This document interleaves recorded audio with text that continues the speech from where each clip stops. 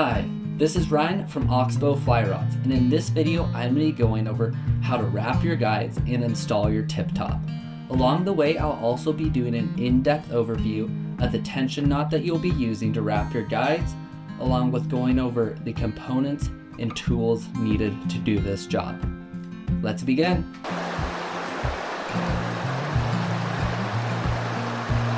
Alright, so now that you have your handle and your reel seat all glued to your rod, what you're now going to need is a stand. This stand is going to be used so that you can twist your rod consistently and apply threads evenly.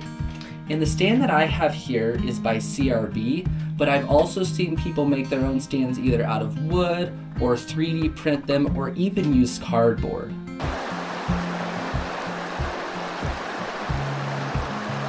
Before we start wrapping our guides, I'm going to be doing an in-depth overview with string as a visual to show you the tension knot that we're going to be using.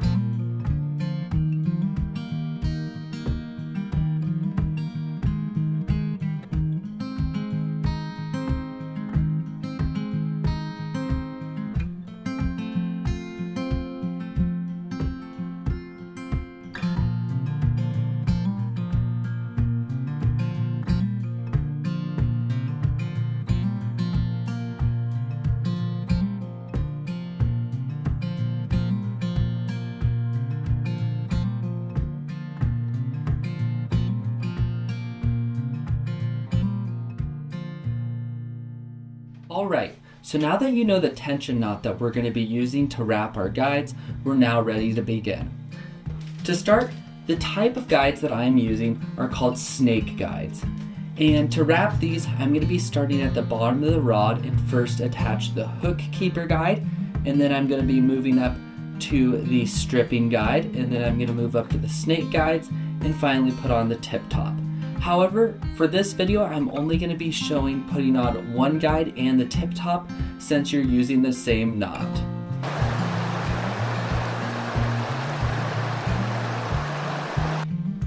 So before we begin wrapping our guides, I'm going to go over the tools that you're going to need. And the first tool is called a burnishing tool. This burnishing tool is going to help you with compacting your threads and doing fine detailed work that your fingers cannot do. The next tool that you're going to need is a measuring device. I like calipers because these will help you with measuring each side of your guide and ensuring that they're the same length. Then you're going to need a razor blade.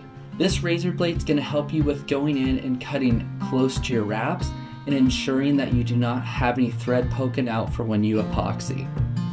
Then you're going to need some tape. This tape will help you for temporarily attaching your guides for when you're wrapping them.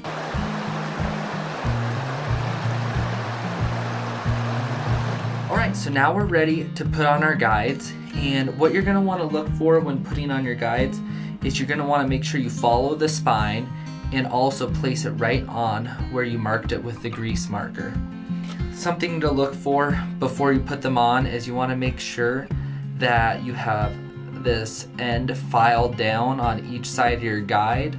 Sometimes you can buy them with this already filed, and sometimes you may need to make some adjustments.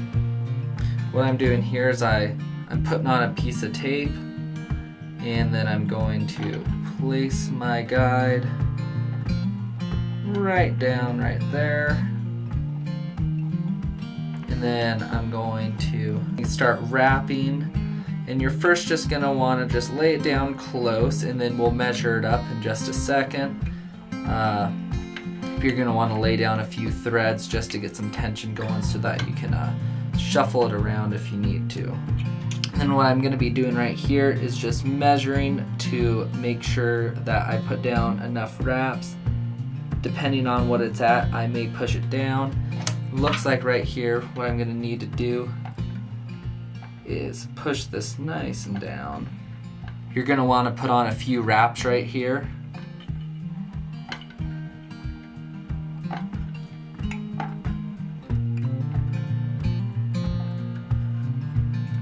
All right, and then you're going to take your razor blade and you're just gonna pull tight and slice right on through that thread. And then you're just going to work it right on up. This burnishing tool helps for if you need to straighten some edges too.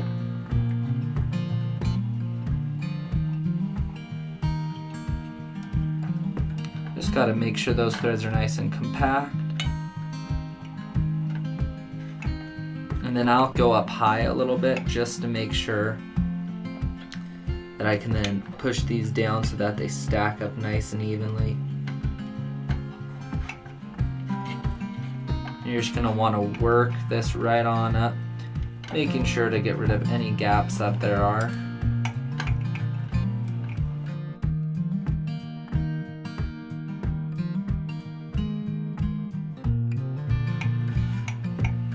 Then before the end, what you're going to want to do is you're going to want to put a piece of thread in, and I usually put it on the back, and this is what you're going to be using to pull through to complete your knot. And you're going to want to do a few wraps just to make sure to get that in nice and tight. And then what you're going to do is cut your thread, pull tension, and then put your thumb down and push that thread through the loop that you create. And then you're going to want to pull tight. And then I pull down so that I don't have that thread start unwrapping. Finally, what you're going to do is pull tight on this piece of thread, and you're just going to cut right into it, and there you go. After that, what I'll do is I'll take the burnishing tool and I'll go in and dress up this tension knot, make sure it looks pretty, but other than that, that's how you do it.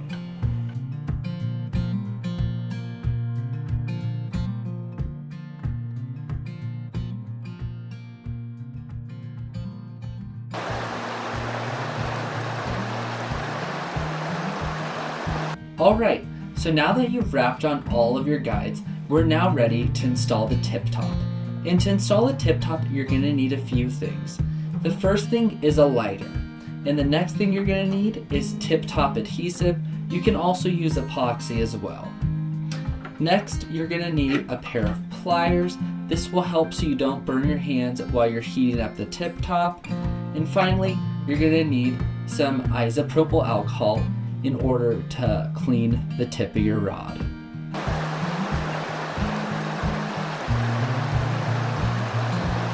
So now that you know the tools you're going to need in order to install the tip top, we're now ready to begin.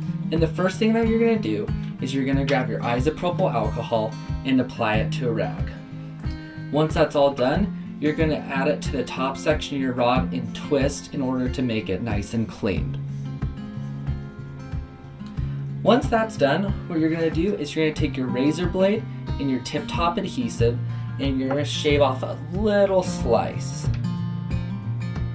You're going to then take that slice and you're going to grab your tip top with your pliers and you're going to insert the adhesive into the tip top.